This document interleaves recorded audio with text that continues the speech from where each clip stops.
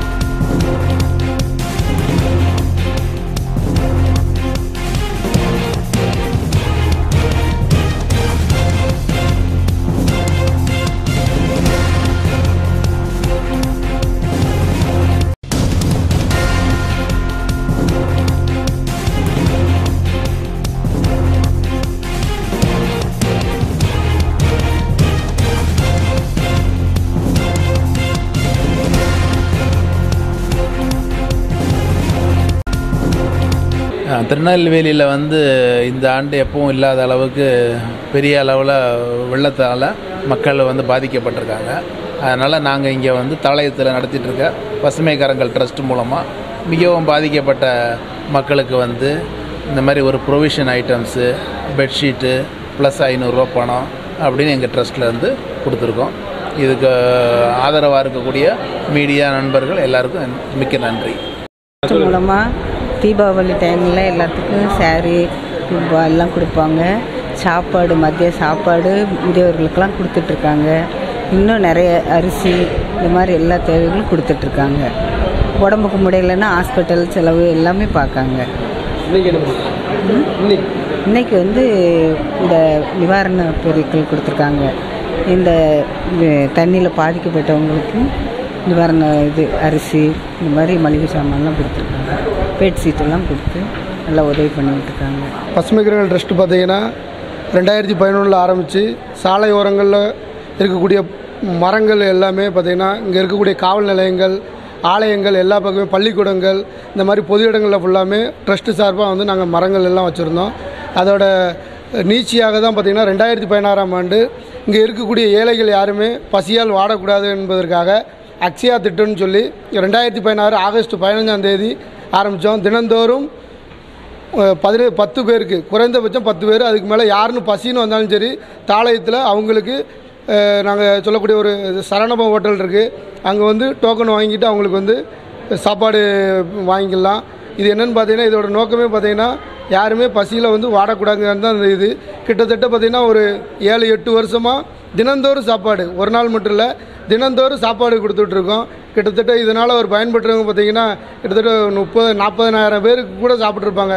அதுபோக ரோட்டோரமாக வியாபாரிகள், அந்த இதில் நடப்பாத வியாபாரிகள் கூட யாராட்டும் போனாங்கன்னா அங்கே பார்த்துட்டு இந்த மாதிரி அக்ஷயா திட்டத்து மூலமாக அவங்களுக்கு பசின்னா கண்டிப்பாக அவங்களுக்கு சாப்பாடு நிச்சயமாக வழங்குகிறோம். அது மட்டும் இல்லாமல் நாங்கள் பார்த்திங்கன்னா தீபாவளி, பொங்கல், ஒவ்வொரு பண்டிகை காலங்களையுமே எங்களால் இயன்ற உதவிகள், தீபாவளினா புத்தாடைகள் கொடுக்கறது, இதே போன்ற இயற்கை சீற்றங்கள் வரும்போது பசுமை கரங்கள் ட்ரஸ்ட் சார்பாக நாங்கள் மட்டும் இல்லை, எங்களுடைய இருக்கக்கூடிய நன்கொடையாளர்கள் ஒவ்வொருத்தருமே தானாகவே முன் கிட்டத்தட்ட ஒரு 100 பேருக்கு மேற்பட்ட குழுவாக இருக்கும். இருந்தாலும் கூட எல்லாருமே வெளிநாட்டில் எங்கே பணியாற்றினாலும் கூட அவங்க நாங்கள் இந்த மாதிரி ஒரு நம்ம நடக்கு அப்படின்னு தெரிஞ்சோடனே கண்டிப்பாக அந்த மக்களுக்கு பாதிக்கப்பட்ட மக்களுக்கு ஏதாட்டு செய்யணும்னு சொல்லி முதற்கட்டமாக தான் இன்றைக்கி கிட்டத்தட்ட ஒரு 50,000 ரூபா மதிப்புள்ள மளிகை பொருட்கள் மற்றும் இந்த பெட்ஷீட்லாம் கொடுத்துருக்கோம்.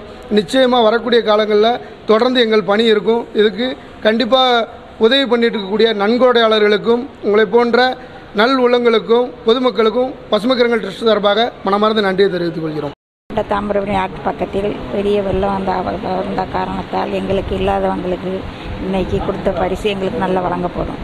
ரொம்ப கஷ்டத்தெல்லாம் பார்த்து தான் மக்களுக்கு எல்லாமே வழங்கியிருக்காங்க.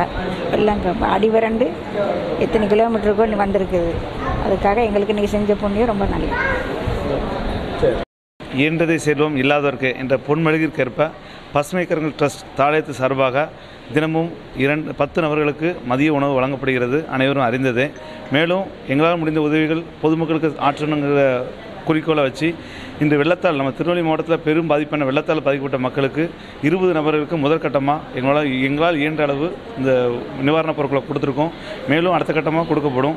மேலும் இதற்கு உறுதுணையாக இருக்கக்கூடிய எங்கள் ட்ரஸ்ட் நிர்வாகிகள் மற்றும் ட்ரஸ்ட்டுக்கு நன்கொடை அளிக்கக்கூடிய எங்களை மாதிரி நபர்கள் மூலமாக அந்த உதவி செய்கிறோம்.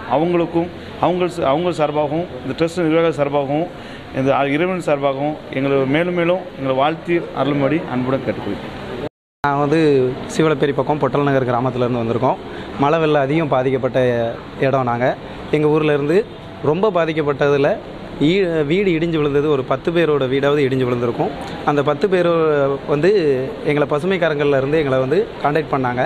ராமச்சந்திர சார், நிர்வாகி சார் ராமச்சந்திர சார் எங்களை கான்டாக்ட் பண்ணி அந்த 10 பேர் இடிஞ்ச வீட்டு பாதிக்கப்பட்ட 10 பேரையும் கான்டாக்ட் பண்ணி உங்களுக்கு எங்களால் முடிஞ்சதை நாங்கள் செய்கிறோம் அப்படின்னு கேட்டாங்க.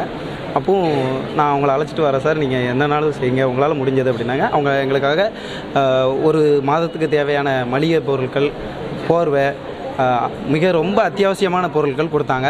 அதை வச்சு அவங்க இன்னும் 1 மாதம் இல்லை 2 மாதம் வரைக்கும் அவங்களால நல்ல ஒரு பழைய நிலைமைக்கு வர்ற மாதிரி அவங்க உதவி செஞ்சுருக்காங்க. என்றைக்குமே நாங்கள் பசுமைக்காரங்களுக்கு பொட்டல் நகர் மக்கள் சார்பாக ரொம்ப கடமைப்பட்டிருக்கோம். பசுமைக்காரங்களுக்கு ரொம்ப நன்றி. எல்லாருக்கும் ரொம்ப நன்றி. பசுமைக்கரங்கள் ட்ரஸ்ட் மூலமாக பல நலத்திட்டங்கள் உதவி வருகிறது. இன்றைய திசையும் இல்லாதவர்கள் என்ற கொள்கையின் அடிப்படையிலே முதற்கட்டமாக தொடங்கி பல கட்டங்களை தாண்டி நம்ம செய்திடும் என்று இணைந்த கைகள் மூலமாக பல நிதியுதவிகள் அளித்திருந்த அனைவருக்கும் நன்றியை தெரிவித்துக் கொள்கிறேன். பசுமையர்கள் மேலும் மேலும் வளர்ந்து பல நல திட்டங்களை வழங்க வேண்டும் என்று மீண்டும் கடவுளை பிரார்த்திக்கிறேன்.